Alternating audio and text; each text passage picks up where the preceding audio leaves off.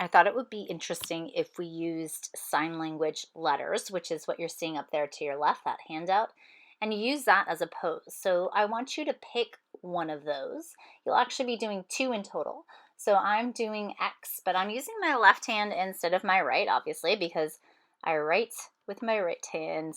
So you're going to be doing a continuous line drawing, and I like to start at my wrist. So you're letting this drawing pretty much go off paper.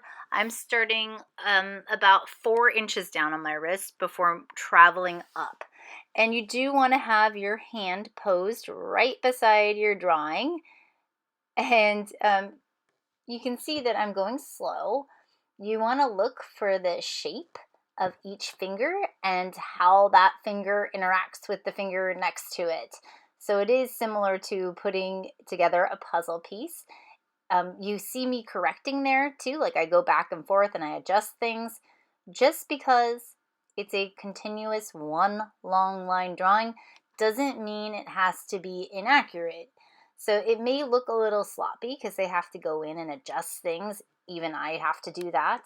But that's okay. This is not meant to be the prettiest drawing you'll ever make. What's important though is that you learn to look. So that's really what I'm going to stress here, is that you're looking very closely at your hand. So what do you include in this drawing? You should have creases, any creases or folds. You want to include fingernails. So there should be like creases pretty much at every joint. So you want to look for that. Again, you're doing the front side of your hand here, not the back side. And sometimes you have to double back into areas to make sure you've drawn everything correctly. So I actually started with the thumb and then I moved over to the pinky, but do whatever feels like correct to you. And look at the relationship between one finger and the next. Which one is positioned lower, which one is angled just slightly above. And it depends how the fingers are folded too. So when you're in trouble or when you can't find where you are, slow down. I close one eye when I'm doing this. So if there's like a iffy area, I look through one eye, I close the other one. And that helps me to be a little bit more descriptive and accurate with my drawing. I am outlining a little bit of the shadow and trying to get those creases on my palm. I want to see a little bit of that on yours too. So here is what it looks like before I watercolor it. One thing you see me doing here is on the upper right hand corner, I've put a scrap paper and I'm testing out some of my colors and values there first. Just like with the flower, I want you to mix your own colors and I also want you to think about value. Now, I do want you to try and go for your skin tone. That being said, skin tone is tricky. It's never just brown and water or orange and water, for example. There are many shades in skin tone. I also want you to pay attention to the areas where there are shadows, because there should be some shadows in your hand or in between your fingers. Those shadow areas are important too.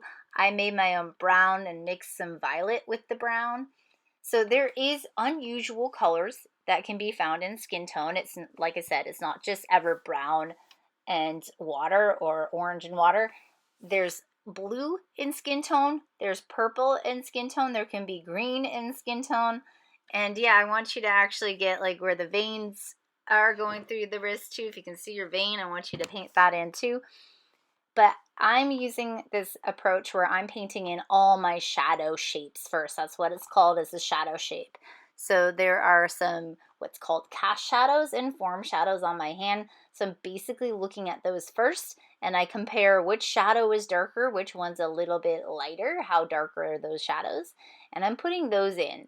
So it may look funny at first, but there's a map in my mind of where to go, and it's based off of looking directly at my hand.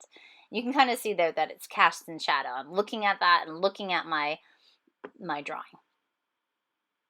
So I go in there with the darks first, and then I move into what's called the midtones, which is those mid values.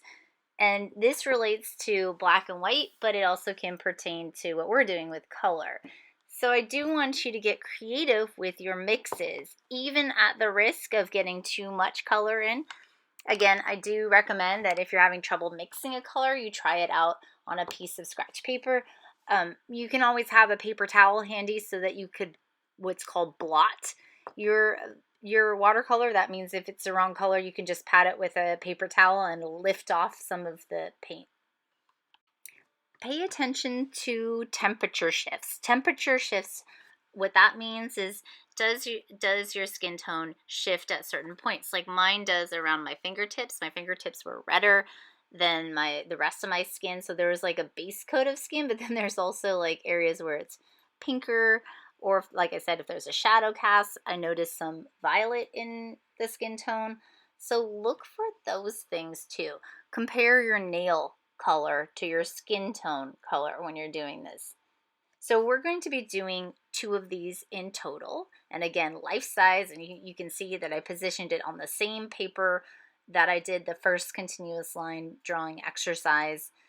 We'll be putting 2 of these on, and make sure that you slow down. It took me about 12 minutes to draw the handout, and then it took me some time to obviously paint it in as well. So slow down. Don't overreact if you get it wrong, because hands are tough. Make sure you're really looking at your hand when you're drawing it.